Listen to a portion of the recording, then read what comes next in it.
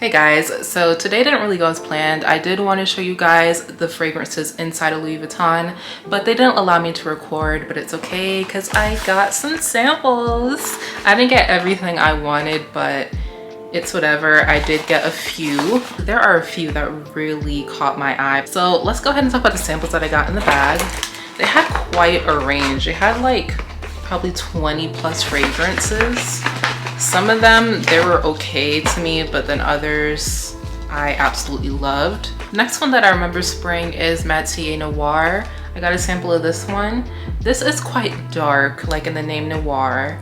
It smells different, and there's argawood, sambac jasmine, narcissus, rose, cypermen, I don't know what that is, patchouli and incense. This is quite dark and heavy. This is more for like your winter time, your probably nighttime outings. I think this will be perfect. Let me go ahead and spray this down again for you guys and give you guys some more info.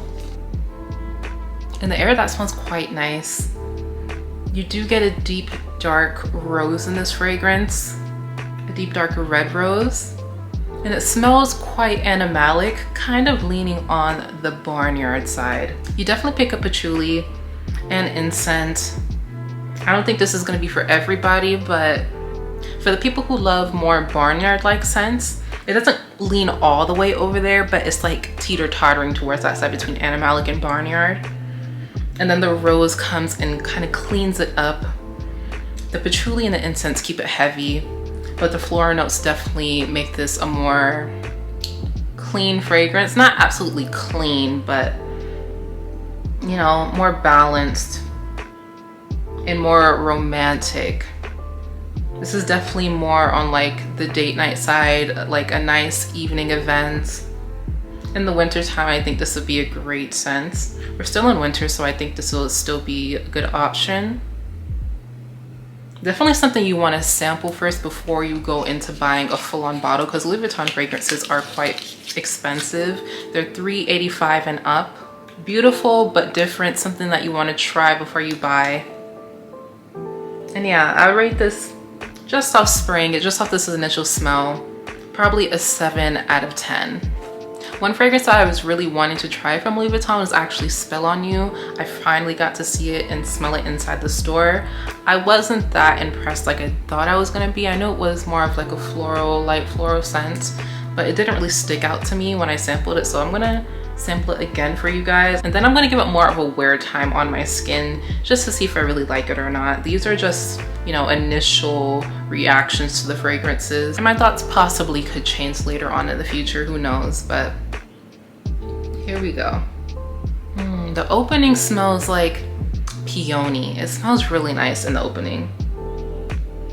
Then it dries down. Let's actually go back to the notes for Spell on You. So this iris, rose, sambac jasmine, acacia flower, and musk.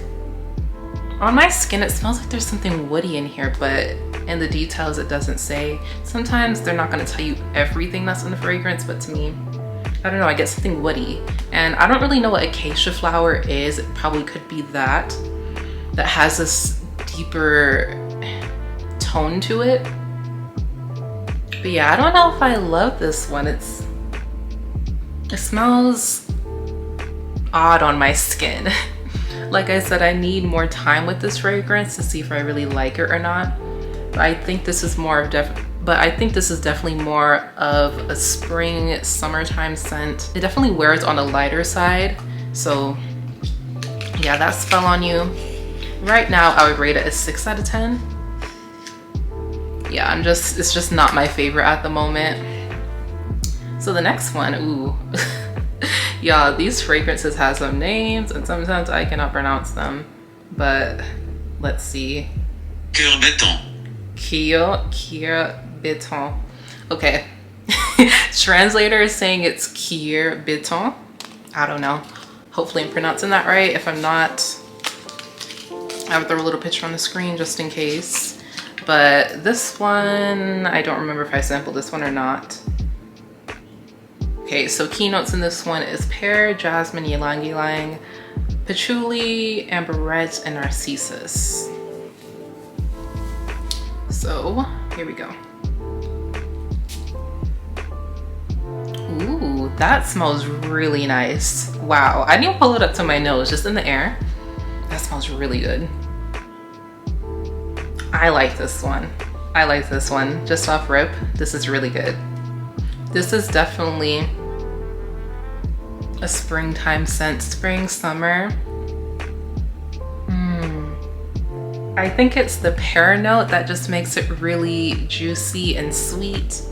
And the floral notes just play along with it so well. I love the ylang ylang. I feel like that's giving it a lot of the character that it needs. It's a beautiful scent. Wow. I think I would get this one. It's just a gorgeous scent.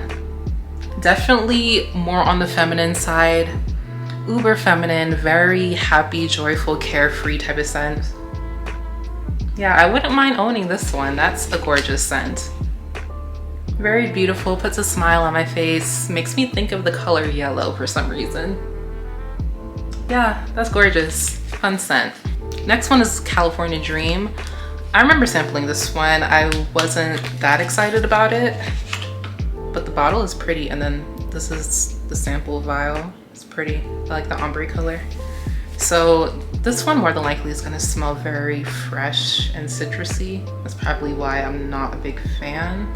But let's see on the website. Yeah, mostly citrus on the top. So there's mandarin, amberette, and benzoin.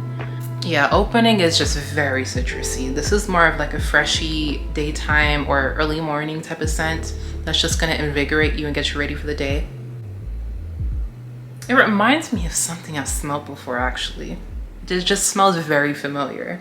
Yeah, this one is quite basic. It's nothing really exciting, just very citrusy, but definitely not gonna last. I think this would be a great gym scent because it's just really fresh and very open and light.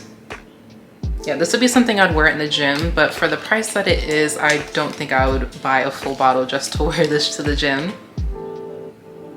So sample would be good for me for this one, but if you're somebody who loves citrus notes and you just want something that's fresh and bright, this is definitely one that you want to check out. Very unisex, would wear nicely on anybody.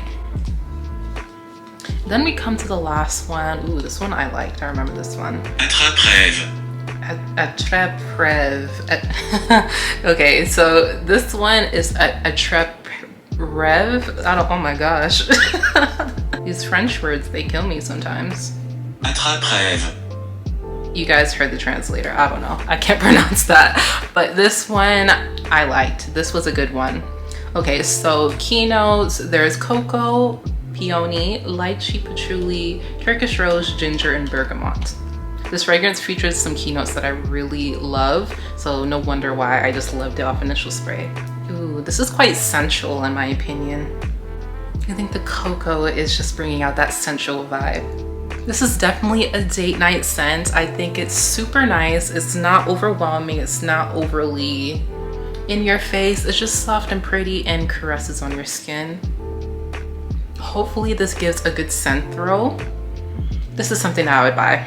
It's not overpowering. All the notes lay together so beautifully and just create this symphony in your nose. Yeah, this is definitely me. If I could pinpoint a fragrance that fits me for the House of Louis Vuitton, it's definitely this one, even though I cannot pronounce the name, but it's just absolutely gorgeous. It smells quite feminine, quite soft.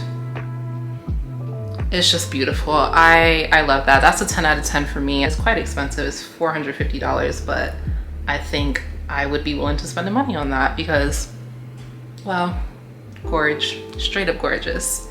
So those are all my samples from Louis Vuitton, but there are two, actually probably three, that I want to talk about that I remembered and I absolutely loved. And can you guys take a guess? It was actually from their ouds. I adored their ouds. There was two that really stuck out to me. I mean, all three of them that they have there are gorgeous, but it was Fleur d'Azur that I loved, and ombre leather. Was ombre leather? Hold on guys, let me find it on the website. Let me not tell you guys the wrong thing. Ombre Nomade. Those two are amazing. I need both of those bottles. gorgeous, straight up gorgeous. So many fragrance houses are doing rose and oud combos, so you think that it would get boring after a while, but not for me. I absolutely love rose and oud, and the way that Louis Vuitton did it here, oh my goodness, just gorgeous. Just it's like it marries your skin and just bounces off and gives this beautiful sillage. It's just so exquisite, and just the way that it smells on my skin, like I can't get enough. I can't get enough of that scent throw. That scent throw, you guys, is amazing. I think this is definitely worth the price tag. It's so pricey. It's $555 for both of those bottles, but let me tell you, if you want a really nice rose and oud combo, this is definitely something that you want to sample and try out for yourself and smell the magic. So with Fleur d'Azur, keynotes is jasmine, jasmine sambac, orange blossom, Symphonia rose, Bulgarian rose, and oud wood. So this one is a little bit different because it has the jasmine in there, but it's still so beautiful. It's just amazing. And guys, mixing those two, chef's kiss. Amazing, amazing, amazing. I can't get enough of it, you guys. I wish that I got those two as samples, but probably next time, whenever I go back to Louis Vuitton, I'll definitely get some more samples of that, because I was just in love. I was thrown back. I've heard a lot of good things about Ombre Noir or Ombre Nomade, but Fleur d'Azur, that just topped it off. That just did it for me. Those are definitely two that I really want in my collection. And then there was Les Abel's Rose. I don't know, this one, you guys. That one, it wasn't that memorable for me, to be honest, but it probably was good, but those two just topped it off for me. It just did for me. So in Ombre Nomade, the keynotes are oud wood, benzoin, incense, and raspberry. So good, you guys, so bomb. I just need those two, and I feel like those two fragrances you could definitely wear any time of the year. I don't think you just have to reserve them for winter just because they're heavy, so you definitely get your money's worth out of wearing these fragrances. So good, and I definitely recommend them. But yeah, I'm quite impressed with the house of Louis Vuitton and their beautiful fragrances. This is my first time smelling their whole line inside the store, and yeah, I was blown away. And there were two other fragrances. These fragrances, I forgot what they are. They said that they had like a really interesting, pretty decorative cap on them. And I don't see them on the website, but I remember the name of one of them. And it was called Symphony. That is beautiful. It's definitely a symphony in your nose. It smells quite skin-like, quite, how do I want to describe this one? It's definitely very sensual. It's super soft. It's like warm milk on your skin. Warm musky milk is the best way I can describe it. It was very beautiful. It was just a symphony in my nose, for real. Now those are definitely going to be on the higher price side because the caps were very avant-garde and different, but that was beautiful. If you guys ever go to a Louis Vuitton store, try Symphony out and let me know in the comment section below what you think, because I found that to be so beautiful and very memorable. Okay guys, side note, I thought I was done recording, so I took down my hair, but it's whatever. I just want to talk a little bit about the ready-to-wear of Louis Vuitton. Oh my goodness, guys, I love ready-to-wear, especially with Louis Vuitton. I have a few of their pieces, but guys, I was walking through and I was pretty much loving what I saw. I love that they're doing a lot of streetwear, and I found a few jackets. Guys, I'm gonna add some pictures in case you don't follow me on Instagram. I did post some pictures of their ready-to-wear pieces. Beautiful. Oh my gosh, a lot of this was from Virgil Abloh's collection, and he killed it. There are a few pieces that I actually want. I really want a Louis Vuitton jacket now, especially there was this big oversized leather one with some chypre, like a black chypre detailing. I'll show it on the screen, and it had like the Louis Vuitton logos all over. It was fire, and then my outfit matched it perfectly. Like I didn't know that I needed a Louis Vuitton jacket until I went into the store today, but yeah. And then there was another jacket that I fell in love with, guys, but let me tell you guys the price tag. Are you ready? It was $27,000. Yeah, it was a mink coat and it was dyed in this beautiful ombre white and like this blue. It's like a mix between turquoise blue and going into dark blue, but it was gorgeous. There are a few pieces that I really loved from their ready-to-wear and their men's department. On that note, let's talk about Pharrell being the new creative director. What a genius decision that Louis Vuitton made with that one. Pharrell's style, he's just so authentic to who he is. He has a good eye, good taste, and just the collaborations that he's done with Chanel, Adidas, he just has an eye for things. He has a really cool vision, and I'm just excited to see where he takes Louis Vuitton. I think it's a good choice after Virgil Abloh. He passed a few months ago or just last year, and I just love the direction that Virgil Abloh actually took Louis Vuitton. A lot of the ready-to-wear that I saw today that was from his collection or his inspiration was just straight up fire.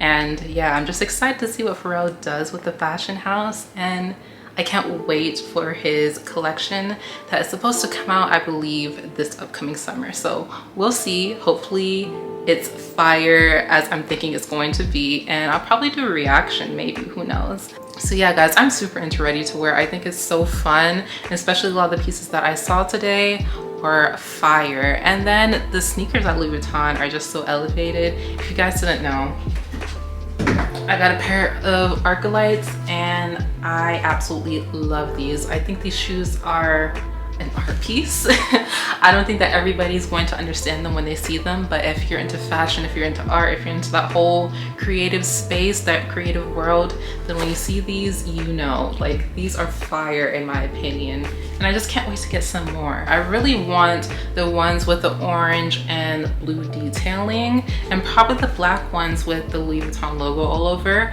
At first I thought, no, that's too like in your face, but I saw it in the store today. I'm like, okay, I think I want a pair of those. Well, Pharrell's collection, I'm hoping that he does more creative things with the sneakers at Louis Vuitton, because the Arcolites, I think that was a great segue to just getting more and more creative with the way sneakers look. I feel like I have a love-hate relationship with sneakers. I wouldn't consider myself a sneakerhead, but I love some cool, different, unique sneakers. And if Louis Vuitton's gonna keep giving that, listen, I will keep buying because I definitely want a few more pairs of Arcolites. But yeah, guys, that is my opinion on where Louis Vuitton is at right now, their fragrances, their ready-to-wear. So guys, if you're into fashion too and you saw the news about Pharrell being the new creative director at Louis Vuitton, let me know your thoughts and opinions down in the comment section below about it too, because I just think this collaboration, this new direction is just going to be fire. So guys, thank you again for watching. I will see you in the next one. Bye for now.